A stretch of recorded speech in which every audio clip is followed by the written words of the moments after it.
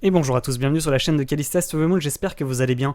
Aujourd'hui nous sommes le 25 août 2021, il est 11h50 à l'heure où je vous parle, et comme d'habitude on va faire un petit point sur les marchés cryptoactifs en commençant par le Bitcoin et en terminant par votre top 8 des altcoins. Je vous rappelle que le Bitcoin bien entendu peut entraîner avec lui à la hausse comme à la baisse les altcoins, et c'est la raison pour laquelle on prend du temps sur la chaîne pour l'analyser tous les jours. On débute directement avec le rappel, je vous rappelle que vous avez des liens en description sur Bybit et Binance pour avoir moins 10% sur vos frais d'échange. Ce sont les deux plateformes que j'utilise pour acheter et vendre des cryptoactifs, donc si vous n'avez pas encore créé de compte, n'hésitez pas à passer par ces liens, tout simplement. On débute également la vidéo avec l'avertissement. Je vous rappelle que ce contenu n'est pas un conseil d'investissement, ni une incitation à acheter ou à vendre des cryptoactifs, et que ce type d'investissement peut vous exposer à des risques de perte financière supérieurs à vos dépôts et que je ne serai en rien responsable en cas d'information erronée, incomplète, en cas de perte financière ou de manque à gagner financier. On débute directement également sur la vue sur le Bitcoin. Vous l'avez vu hier qui a légèrement craché un petit peu. On a perdu à peu près 2-3%, on va regarder exactement combien il a perdu. Tac. Et aujourd'hui, on se retrouve dans le rouge sur l'ensemble des altcoins. Et tout simplement, si vous ne l'avez pas encore compris, c'était à cause du Bitcoin tout simplement qui a perdu 3,7% en une journée suite à la cassure de ce triangle que je vous avais tracé hier. Je vous rappelle, cassure d'un triangle symétrique, c'est un signal de vente tout simplement, et par conséquent on allait chercher le bas de triangle, le bas de canal pardon, que l'on suivait en vue jour. Donc on en est effectivement ici aujourd'hui en bas de canal tout simplement, et je vous rappelle que tant qu'on casse pas le canal, globalement on est ascendant sur le Bitcoin. C'est comme ça qu'on fait du trading sur les canaux ascendants.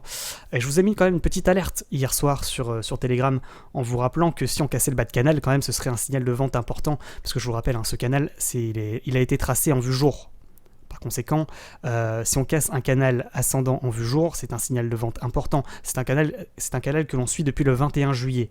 Aujourd'hui, on est le 25 août. Ça fait maintenant plus d'un mois qu'on ne l'a pas cassé, mais si ça devait arriver, attention quand même à cette cassure de bas de canal. On risque de chuter beaucoup plus qu'hier, tout simplement, si ça devait arriver, avec un minimum de 1,7%, objectif intermédiaire ici à 7%, et puis objectif final à 13%.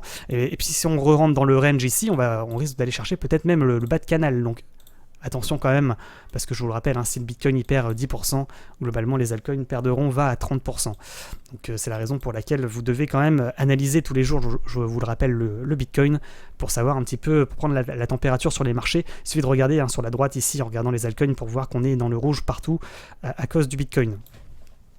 Donc ça vous donne un petit aperçu de ce qui pourrait arriver si demain on devait, ou aujourd'hui on devait casser le canal ascendant à la baisse, ce serait un gros signal de vente. Hier vous avez eu une cassure de range à la baisse et une cassure de triangle. Vous voyez, ça a perdu à peu près 3%. Les altcoins ont perdu rapidement 6 à 7%.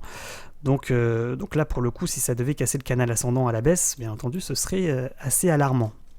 Maintenant, il ne l'a pas encore fait. Je vous rappelle qu'il y a quand même une possibilité également, c'est qu'il rebondit en bas de canal une nouvelle fois, comme il l'a fait déjà, vous le voyez ici, le 5 août, le 19 août, et peut-être aujourd'hui également le 25 août. On peut pas vraiment deviner s'il va casser ou pas ce canal. En tous les cas, on sait que la cassure de ce canal, par contre, sera un signal de vente important. Voilà. Maintenant, si on devait préciser nos propos, je vous rappelle également que il faudrait pas casser cette moyenne mobile 20 périodes, cette moyenne mobile que vous voyez en vue jour, qui correspond à la moyenne des 20 derniers jours, et elle se situe à peu près ici aujourd'hui à 47 000 $, si on devait arrondir. Maintenant, il y a des niveaux intermédiaires que je vous ai tracés ici, niveaux de support qui pourraient résister à la chute du cours. Actuellement, si on devait... c'est un peu difficile de vous donner un niveau précis, puisque vous voyez, vu qu'on est ascendant, le niveau du bas de canal évolue tout le temps d'heure en heure. Pour le moment, le bas de canal il se situe à 47 130, mais c'est pas impossible qu'il rebondisse, qu'on aille chercher à peu près les 48 500 une nouvelle fois, qu'on rebondisse à nouveau sur le support ici à 47 750, et à ce moment-là, le bas de canal il serait à 47 750 $. Comme je vous l'ai précisé sur Telegram, c'est à vous de tracer votre canal de votre côté pour voir à peu près tout simplement où se situe ce support ascendant que vous voyez ici. Parce que si on devait résumer, tout simplement, on va enlever l'ensemble des tracés. On va mettre Emaribon et on va mettre également les moyennes mobiles, et on va regarder tout ça en vue jour. Et vous le voyez ici, on a croisé Emaribon, c'est-à-dire les moyennes mobiles exponentielles, ce qui était un gros signal d'achat. Je vous ai averti en temps et en heure quand on a dépassé les 40 500 $. Et là, vous le voyez, on est haussier, parce qu'on est toujours au-dessus des moyennes mobiles exponentielles. On ne les a pas cassées. Donc pour le moment, il n'y a pas de signal de vente pour ceux qui sont en holding sur le Bitcoin. Maintenant, si on devait casser les moyennes mobiles 9 périodes, ce serait déjà un premier signal de vente. C'est ce qu'on a fait ici, vous le voyez, le 16 août. On a cassé la moyenne mobile 9 périodes, qui correspond à la moyenne mobile à la moyenne des 9 derniers jours, et on a été chercher la moyenne mobile 20 périodes ici, à 43 890 $, qui correspond du coup à la moyenne mobile des 20 derniers jours. Aujourd'hui, vous le voyez à nouveau, on casse la moyenne mobile 9 périodes, donc signal de vente, on risque de retomber sur la moyenne mobile 20 périodes, qui se situe à peu près ici à 46 500 $, à l'heure où je vous parle. Cette moyenne mobile évolue tout le temps, donc c'est à vous de les activer également de votre côté pour les suivre. Donc vous allez dans l'indicateur, pour ceux qui ne le savent pas, vous tapez ici moyenne mobile, cliquez ici, moyenne mobile, et une fois que vous l'avez cliqué, vous l'avez ici, MA, et vous pouvez ici cliquer et chercher, et taper soit 9 périodes, longueur 9, ou longueur 20, tout simplement, pour avoir la moyenne mobile 9 périodes et la moyenne mobile 20 périodes. Voilà, donc ça c'est fait. Tac, donc on va ajouter du coup, je vais vous le faire, parce que du coup j'ai supprimé la moyenne mobile 9 périodes. Tac. Donc là, de base, ça me la met à 9, c'est parfait. Donc là, j'ai les deux moyennes mobiles, 9 périodes et 20 périodes. Ensuite, vous pouvez modifier la couleur des moyennes mobiles, tout simplement. Voilà, c'est des questions qui m'ont été posées sur Telegram, c'est pour ça que je prends un peu de temps pour répondre. Donc, et vous voyez globalement que si on ne casse pas la moyenne mobile 20 périodes, il n'y a pas de souci particulier. Ça veut dire qu'on est tout le temps globalement haussier et qu'il n'y a pas de signal de vente. Maintenant, si on ajoute nos tracés chartistes, on voit que la moyenne mobile 20 périodes ici correspond également au bas de canal.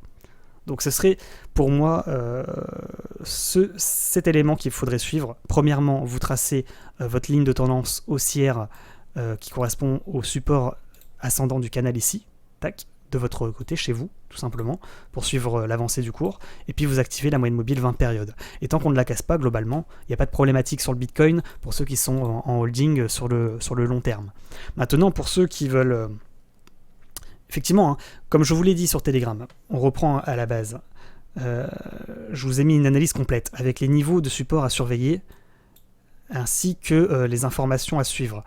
Mais il y a également une possibilité, je vous le rappelle, c'est qu'on rebondisse en bas de canal pour aller rechercher à nouveau le milieu de canal, voire le haut de canal. Donc j'ai envie de vous dire qu'aujourd'hui c'est un jour assez important, parce que si on ne casse pas les 47 000 $ à peu près, ou la moyenne mobile 20 périodes en vue jour, et globalement on rebondit en bas de canal, ça serait un très beau signal également d'achat pour essayer d'aller rechercher le milieu, voire le haut de canal. Le milieu de canal est situé à peu près ici à 51 000 $ et le haut de canal à peu près à 55-56 000 $. Donc là, potentiellement, effectivement, si ça ne casse pas, ça serait une belle opportunité de rentrer en position sur le Bitcoin ainsi que sur les altcoins. Maintenant, il y a également un risque que ça casse tout simplement et qu'à ce moment-là, le Bitcoin perde 5, 10, 20%. C'est là après... bien entendu, il faudrait quand même rester vigilant. Pour ceux qui se disent c'est les soldes, on peut acheter à bon prix, il y a également un risque quand même que ça casse. Et si ça devait casser, attention quand même. Parce que ça risque d'être un petit peu la panique sur les marchés, tout simplement. Est-ce qu'il y a autre chose à ajouter par rapport à cette vue que l'on voit sur le Bitcoin en vue jour ? Par vous alerter qu'effectivement, aujourd'hui, il y a quand même un risque que l'on casse le canal ascendant à la baisse. Je ne pense pas. Il y en a qui me disent également sur Telegram, bon, si j'ai bien compris, il faut vendre. Non, vous n'avez pas compris. c'est la G qui demande. Si ça rebondit, déjà, je ne fais pas de conseil en investissement. C'est à vous de prendre vos décisions d'achat et de vente, premièrement. Deuxièmement, ce qui est, je répète, si ça rebondit de manière confirmée en bas de canal, c'est un beau signal d'achat. Parce qu'on rebondit en bas de canal, signal d'achat, on va chercher le milieu, voire le haut de canal. Par contre, si ça casse le canal, là, c'est un signal de vente. Voilà, tout simplement. Après, c'est à vous tout simplement de prendre vos responsabilités et de prendre le pari que soit ça va rebondir, soit ça va casser. À vous de voir. Après, moi, je suis pas devant, je suis pas Madame Irma. C'est vous et votre chance, tout simplement. Moi, je vous avertis juste qu'effectivement, il y a un risque de crash sur le Bitcoin, à peu près à 47 000 $ correspondant au bas de canal. Mais il y a également un risque de rebond haussier pour aller chercher le milieu, voire le haut de canal. Tout simplement. Vous êtes avertis, les choses sont dites. Maintenant, si on devait quand même préciser, parce que je sais qu'il y en a des petits malins qui vont arriver et qui vont voir le Bitcoin peut-être cassé aujourd'hui, tomber à 46 500 $, qui vont dire ça y est, c'est le crash. Je vous rappelle que c'est une analyse que l'on suit en vue 4 heures, voire même en vue jour. Donc par conséquent, il faudrait attendre la clôture des chandeliers pour avoir la confirmation de la cassure. Ce n'est qu'à la clôture que l'on peut avoir le signal, la confirmation ou non de la cassure du canal ascendant. Donc pour le moment, on n'a toujours pas la confirmation. Déjà, cette bougie-là, vous le voyez, elle est toujours dans le canal. Elle clôture dans 2 heures. Donc pour le moment, il n'y a pas de cassure confirmée. Et même s'il devait y en avoir une, c'est pas impossible qu'on ait effectivement un chandelier qui casse comme ça et qui vienne clôturer à l'intérieur du canal avec une belle mèche et qui nous indiquerait finalement qu'il n'y a pas eu de cassure et que c'est une fausse cassure et qu'on repart dans le canal.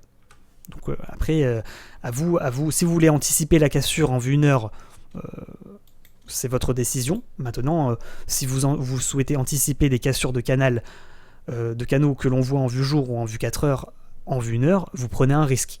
Prenez un risque d'avoir des faux signaux, voilà, tout simplement, de cassure ou de rebond. Là, par exemple, on pourrait se dire en vue 1 heure qu'il y a un rebond. Malheureusement, en vue 4 heures, si vous regardez en vue 4 heures, pour le moment, il n'y a pas de rebond, hein, tout simplement. Pour terminer par rapport à cette cassure potentielle de bas de canal, je vous rappelle qu'il faudrait que ce soit accompagné par des volumes, tout simplement. Vous le voyez ici, il y a une cassure de ligne de tendance haussière. Ici, tac, on casse la ligne de tendance haussière, cassure, pullback, et on drop. Bon, c'est ce que je vous avais dit sur Telegram, si on casse le bas de range ici, plus effectivement la ligne de tendance, on risque de retomber en bas de canal. Bon, ça a été dit également dans la vidéo d'il y a 2 jours. Là, c'est pareil, hein. Tout simplement, il faut attendre, si ça casse, il risque d'y avoir une cassure, pullback. Là, on croit que c'est une fausse cassure, et là, ça redrop. Attention à ce type de situation. Je vous rappelle, hein, globalement, sur les cassures de ligne de tendance, comme les cassures de canaux, il y a toujours, pas toujours, mais souvent une cassure et un pullback, c'est-à-dire un retour sur la ligne de tendance haussière avant de retomber. Donc, si on devait résumer ici, effectivement, il y aurait cassure, pullback. Si on réintègre, fausse cassure, on a fausse cassure du canal ascendant. Mais par contre, si on ne réintègre pas, qu'on ne repasse pas dans le canal, là, attention à ce crash potentiel. Voilà. Maintenant, je vous le rappelle également, pour accompagner cette cassure, il faut qu'on ait des volumes. Vous le voyez ici, cassure de ligne de tendance haussière, cassure, pullback, et là, qu'est-ce qu'on a? C'est sur ces 2 chandeliers ici, des gros volumes qui nous confirment finalement confirme le retournement de tendance, parce que là, je vous le rappelle, on était haussier, ascendant, retournement de tendance, il faut que ce soit accompagné par des volumes plus importants au moment de la cassure. Là, c'est pareil, on aurait pu se dire, il y a rebond, même si on n'a pas touché le bas de canal, il y a rebond haussier et on repart dans le canal, ça n'a pas cassé. Erreur stratégique, parce que là, les volumes, qu'est-ce qui se passe? Les volumes sur les chandeliers haussiers, ils sont pas importants. Donc finalement, on n'a pas les volumes qui confirment la reprise de tendance haussière. Par contre, vous le voyez, hein, sur les chandeliers baissiers, là, on a des volumes plus importants. Là également, on a des chandeliers baissiers, les volumes sont plus importants. Donc finalement, en ce moment, depuis une journée, on a des volumes qui sont plus importants sur la baisse que sur la hausse. C'est quand même une indication qui nous dit attention. Attention, si ça devait... ça veut dire que globalement, les volumes confirment qu'on est en tendance baissière. Les volumes sont plus importants sur la baisse, sur les moments de baisse que sur les moments de hausse. Donc pour le moment, on a plutôt des volumes qui confirment la baisse, tout simplement, sur le Bitcoin.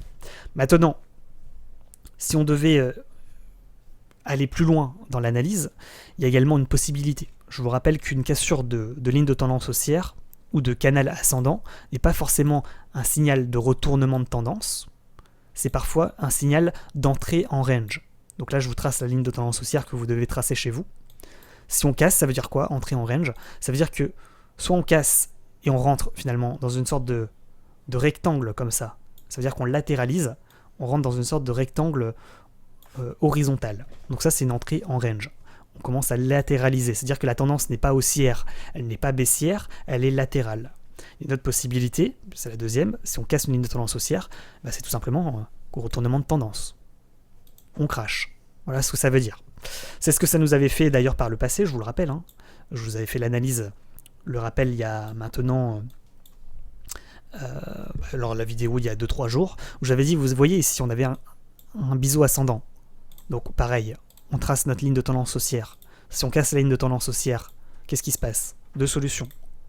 On casse et on entre en range. Ça, c'est la première solution. Deuxième solution, on casse. Bon, on rentre en range, pourquoi pas. Et là on drop.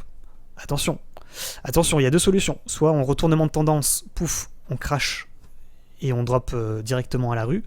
Soit on rentre en range, mais dans tous les cas, vous le voyez, il y a quand même un risque que ça reproduise ce qu'on a pu avoir le 18 avril 2021. Voilà, ce sont les deux solutions sur cassure de ligne de tendance haussière, soit une cassure avec un crash, soit une cassure avec une entrée en range, en latéralisation. Si on devait préciser nos propos, le plus probable c'est qu'on rentre dans un range qui serait à peu près entre ces deux niveaux. Tac. Entre finalement 44 000 dollars et ici les 47 800 dollars.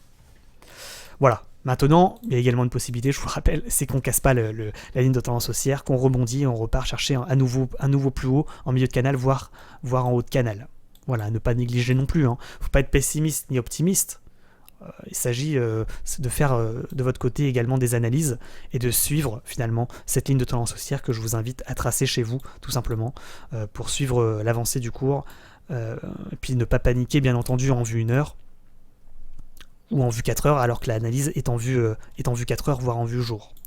Par contre, effectivement, si ça devait casser, c'est pas forcé qu'il y ait un pullback, c'est-à-dire, vous voyez ici par exemple, on a cassé la ligne de tendance haussière, il n'y a pas eu de pullback. Ça crash directement. On dit toujours il y a un pullback, des fois il n'y en a pas et ça perd 13% d'un coup. Donc attention quand même à ceux qui attendent le pullback. Effectivement, ça serait préférable pour ceux qui ne sont pas trop impatients, mais vous le voyez, des fois il n'y a pas de pullback. Et directement, là on a eu une bougie, vous le voyez, en vue 1 heure. En 1 heure, le Bitcoin, par le passé, il avait perdu directement 13% très rapidement. Donc voilà, vous êtes prévenus, après à vous de prendre vos responsabilités, vos décisions. Est-ce qu'il y aura rebond ou cassure on le verra dans les heures à venir et dans les jours à venir. Maintenant, on est sur un niveau, vous le voyez, fatidique, un moment important sur le Bitcoin, à savoir est-ce qu'on va crash ou est-ce qu'on va rebondir pour rechercher à nouveau un nouveau plus haut, tout simplement. C'est le marché qui décide à la fin. À vous de prendre vos précautions et de suivre tout simplement vos positions. Pour terminer, effectivement, je pense que je vais vous faire un petit sondage sur Twitter aujourd'hui, à savoir tout simplement, est-ce que selon vous, on va casser le canal ascendant ou est-ce que finalement on va rebondir? À vous de décider. Je vais vous mettre le sondage en description et puis à vous de voter tout simplement. Prenez position tout simplement et puis bien entendu on va s'arrêter là. Est-ce qu'on fait les altcoins? Je ne pense pas. Je pense pas qu'on va faire aujourd'hui les altcoins. Vous avez compris, globalement, tout de suite le Bitcoin, il n'y aura pas de crypto-pépite aujourd'hui, tant que globalement le Bitcoin ne nous donne pas des signaux positifs de rebond en bas de canal. Malgré tout, effectivement, s'il y a rebond, il y aura une excellente opportunité d'entrer en position sur les altcoins, sur votre top 8 crypto, ainsi que les crypto-pépites, effectivement. Maintenant, il faudrait attendre quand même... je pense qu'il serait plus sage d'attendre tout simplement que le Bitcoin confirme le rebond pour repartir à la hausse, pour rentrer à nouveau en position. Je vous rappelle que si vous anticipez le rebond en vue 1 heure, vous prenez quand même un risque que finalement vous jouez avec le feu. Parce que comme je vous l'ai dit juste avant, ça peut très bien crash ici aujourd'hui de 7% en moins d'une heure. Donc ceux qui anticipent les rebonds prendront leur responsabilité, tout simplement. On va s'arrêter là. Je vous rappelle quand même tout simplement que je vais vous mettre, comme d'habitude, une vidéo en description, parce que, effectivement, je vous rappelle que vous pouvez parier sur la baisse des cours. Si le Bitcoin crash, vous pouvez parier sur la baisse et gagner quand ça baisse. Donc, je vous ai créé pour cela une vidéo formation, Binance Future Tutoriel complet pour débutants, que je vais vous mettre, comme d'habitude, en description. Vous allez ici, dans la description, et vous cliquez sur vidéo formation. Je vais vous le mettre également en commentaire épinglé. Ça vous explique comment parier sur la baisse des cours. C'est-à-dire que là, si le Bitcoin, par exemple, devait casser son canal ascendant à la baisse, pouf, et qu'on perd 7%, vous avez la possibilité de gagner tout simplement 7% sur votre investissement en pariant sur la baisse des cours. Donc, allez voir cette vidéo formation si ce n'est pas déjà fait. Binance Future Tutoriel complet pour débutants, je vous la mets comme d'habitude en description. C'est une vidéo extrêmement simple dans laquelle je vous explique comment parier sur la baisse des cours. Voilà, donc pour terminer, on résume. S'il y a rebond, beau signal d'achat, on va chercher le milieu, voire le haut de canal. Attention, c'est à regarder en vue 4 heures, voire en vue jour. Par contre, si ça ne rebondit pas, signal de vente important, on risque de crash ou de latéraliser, de rentrer dans un range, tout simplement. Pour terminer, vous avez une vidéo formation sur Binance Future sur comment parier sur la baisse des cours. Voilà, si ça devait crasher et perdre 7%, comment parier sur cette baisse et faire du profit tout simplement quand ça crache. tout simplement. Et puis je vous rappelle également que vous avez des liens en description Bybit et Binance. Si vous n'avez pas encore créé de compte pour parier sur la hausse ou sur la baisse des cours, ce sont des comptes de trading, tout simplement, et en passant par ces liens, vous avez moins 10% sur vos frais d'échange. Pour terminer, je vais vous faire comme promis un sondage sur Twitter dans lequel vous pouvez participer. À vous de voter, savoir si ça va casser ou non aujourd'hui le canal ascendant à la baisse, tout simplement. On va s'arrêter là. Je vous rappelle que c'est sur Telegram que je vous mets des alertes. Donc si vous souhaitez avoir les informations en avant-première, et bien tout simplement vous me rejoignez sur Telegram avec les alertes en temps réel, tout simplement. Maintenant, si je suis pas là pour vous faire une alerte, à vous de suivre le cours de votre côté, il n'y aura pas d'alerte, tant pis, je ne peux pas être là 24 heures sur 24, bien entendu.